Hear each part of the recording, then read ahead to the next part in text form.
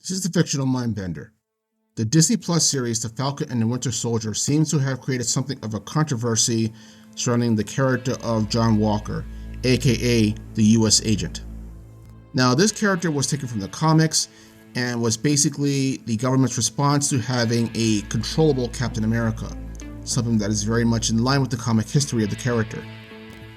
In the show, Walker is a veteran of the Afghan War while also looking the part of the all-American hero by playing a basic war hero who is basically tall, white, blonde-haired, and strong.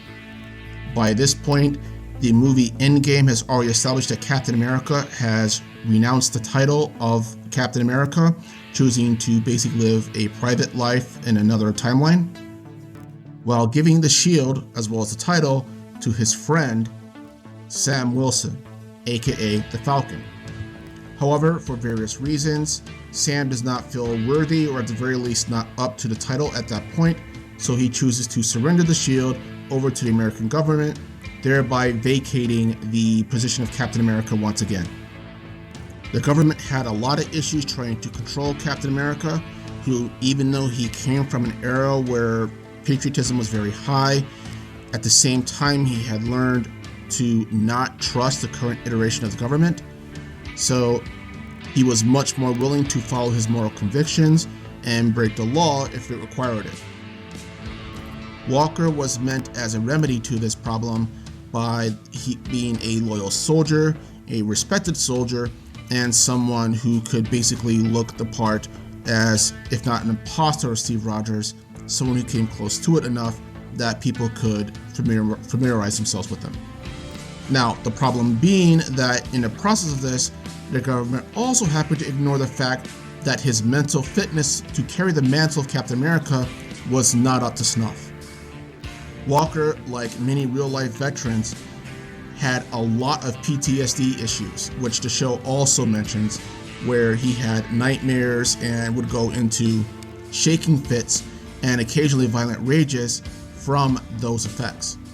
Now, even though Walker is shown to be very hesitant about taking up the mantle, as well as highly respecting Captain America himself, that was not enough for a lot of MCU fans, as that he still came across as somewhat cocky and arrogant and privileged. His looks not really helping with that last part. The shield and the mantle of Captain America proves to be, I wouldn't say too much to bear for Walker, but enough that it was only a matter of time before he snapped from the pressure and from the PTSD breakouts. And of course, as we all know, that breaking point was the death of his friend Lamar, who was his partner in tracking down Zemo, as well as Falcon and the Winter Soldier. All throughout the series, it focuses on the effect of and legacy of the Super Soldier Serum, and that the envy that people who don't have it have for people who do have it, and that eventually that Walker feels that it's not enough to have the shield in order to be Captain America, to fulfill the role that both his government and that his people and that his family expect of him. He needs to get the serum, so he illegally takes the last one without telling anybody about it. And this fact is only violently revealed to everybody during a fight with the Flag Smashers, whereby they find out the hard way that they're not dealing with a very nice John Walker anymore. That, especially after the killing of Lamar, that he is basically just a rage-fueled Captain America at this point and is a total nightmare. He is ruthless in hunting down and running down the person who killed his friend and beats the crap out of him, and eventually, I think anyway, beheads him with his shield. They don't actually show the head, but the scene is taken from the comics where that's essentially what he did. Because, fun fact, you can do that with Captain America's shield, which also was shown ironically in the Doctor Strange movie Multiverse of Madness, when Peggy Carter, who plays a version of Captain America in her universe, is basically cut in half by her own shield by Wanda, thus emphasizing just how damn sharp that shield is and how much Steve Rogers was actually pulling back every time we saw him on the screen. We all like to make fun of him when compared to Tony Stark and Thor, but that series, The Falcon and the Winter Soldier, really made you appreciate Steve Rogers for who he was, and just how much integrity that he actually had. A term of endearment which ironically was referenced on screen by Zemo himself.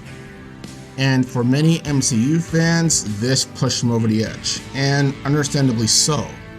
The guy actually was trying to surrender by the time that Walker had chased him down to the water fountain before he killed him. So you could legit argue that there was I wouldn't call it a war crime, but a crime nonetheless committed. And in the series itself, this does turn out to be a public relations disaster. But despite all that, and even though there are fans who actually defended Walker for this, I feel that the character of John Walker, again aka the US agent, is misjudged by many fans. The reaction to the character of John Walker actually reminds me a lot of clips from the Vietnam War era, where you had hippie protesters yelling at US soldiers, calling them baby killers, and shooting rocks at them and everything, and spitting on them because of what they did or supposedly did in Vietnam. I feel that it is not taken into account enough that the show early on establishes that Walker is a character with established PTSD problems that were ignored by his own government. They just wanted a surface level label that they can pin the Captain America title on and walk him around and parade him around as their own representative. That's a lot of pressure to live under, let alone having the PTSD issues and having seen what you've seen during wartime.